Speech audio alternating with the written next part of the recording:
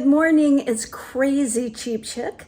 Last night I made some chicken primavera, or at least my version of chicken primavera.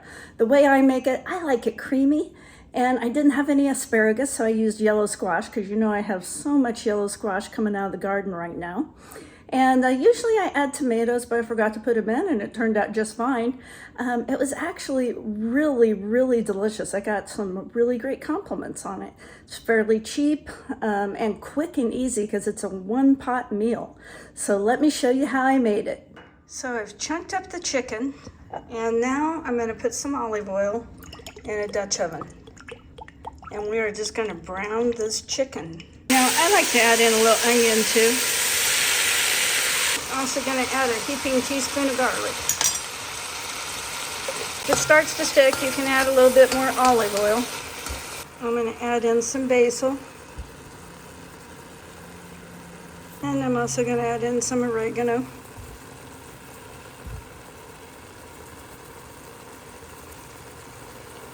And a little salt and pepper. You don't need a ton of salt, a little bit. Same with the pepper, don't need a lot. And then we're gonna keep cooking this just a little bit more. It's almost done. We kind of want it browned though.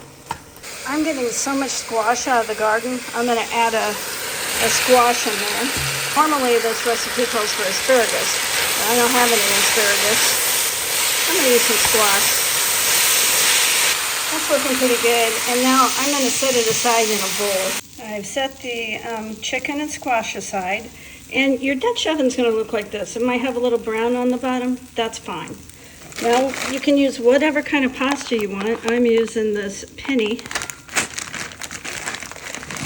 and I'm going to put probably about half the bag in. And you're just going to kind of coat the pasta with that oil. At least I do.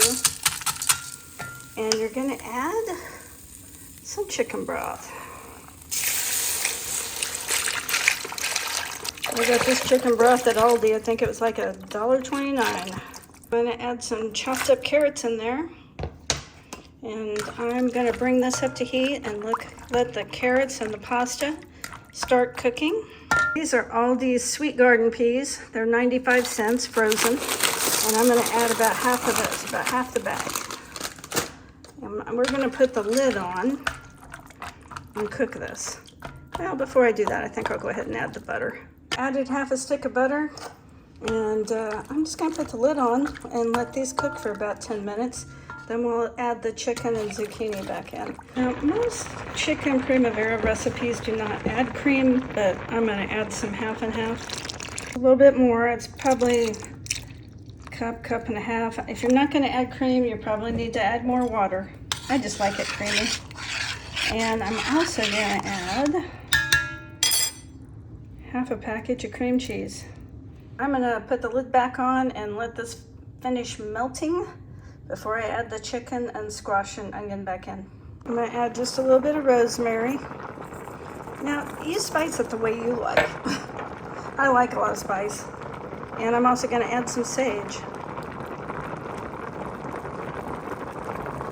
Now we're going to go ahead and add this chicken, squash, and onion in. I'm going to thicken this just slightly with a little bit of Wondra. It is magical.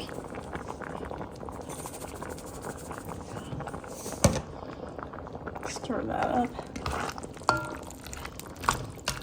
Yeah, it smells delicious. What you making there? It's kind of a version of chicken primavera. I had to make some substitutions. Then as the last step, we are going to sprinkle some cheese on top. Now, normally you would grate some fresh Parmesan, but I don't have any. So I'm just using this Italian style blend. It'll be fine. If you want to be super fancy, sprinkle just a little bit of mixed herbs on top. This is just an Italian blend. Well, thanks for watching my video all the way to the end. If you got anything out of it, please give me a like, share, comment, or subscribe. Have a great day.